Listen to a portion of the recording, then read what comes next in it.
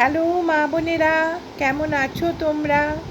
আজ আমি তোমাদের তুলসী দেবীর অর্চনা করতে শেখাবো। এসো শুরু করা যাক। প্রতিদিন এই তুলসী দেবীর অর্চনা করলে কিন্তু কৃষ্ণপদ প্রাপ্তি হয়। তুলসী তলায় গোবর দেওয়ার মন্ত্র: বড়ি তুলসী চড়ি তুলসী করলাম তুলসী সার, গোবর দিলে তুলসী তলায় জন্ম হয় না আর। এই মন্ত্র পাঠ করে সূর্যোদয়ের পূর্বে তুলসী তলায় গোবর দেবে। এবার চলো তুলসী তলায় জল ঢালার মন্ত্র: তুলসী তুলসী নারায়ণ, তুমি তুলসী বৃন্দাবন, তোমার শিরে ঢালি জল, অন্তিমকালে দিও স্থল।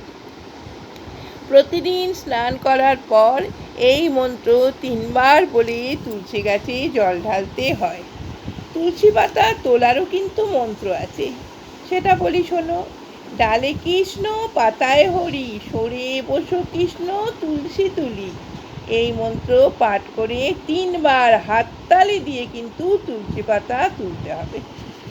এবার আমি তুলসীর প্রণাম মন্ত্রে ঢুকছি: তুলসী তুলসী মাধবী লতা, কও তুলসী কৃষ্ণ কথা, কৃষ্ণ কথা শুনলে কানে, দ্বাদশ প্রণাম তোমার চরণে। তুলসী গাছে জল দিয়ে এই মন্ত্র 3 বার বলে প্রণাম করতে হয়। এবার তুলসী তলায় সন্ধে দিয়ে থাকে বাংলার মেয়েরা।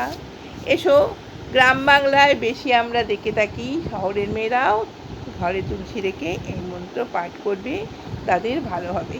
এসো বলি: তুলসী তলায় দিচ্ছি বাতি, সাক্ষী থেকো ভগবতী, সাক্ষী থেকো দেবতাগণ আর লক্ষ্মী নারায়ণ।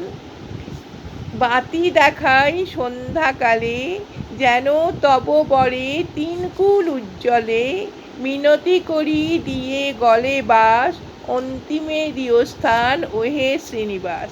এই মন্ত্র কিন্তু 3 বার দিয়ে তুলসী তলায় প্রদীপ জ্বালতে হয়। আর ঠাকুর ঘরে সন্ধ্যা দেবার সময় বলতে হয়: সাত সন্ধে পবনবাতি, সন্ধে লন বসুমতী, সাত সন্ধে আগমন, সন্ধে লন নারায়ণ। এই হলো তুলসী তলার বা তুলসীকে আরাধনা করার ব্রত। প্রতিদিন এবার থেকে করবে, আমি আশা করি তোমাদের মঙ্গল হবে। আজ এখানেই। আমার চ্যানেলটাকে অবশ্যই সাবস্ক্রাইব করে দিও যদি তোমাদের ভালো লেগে থাকে আমাকে। ওকে।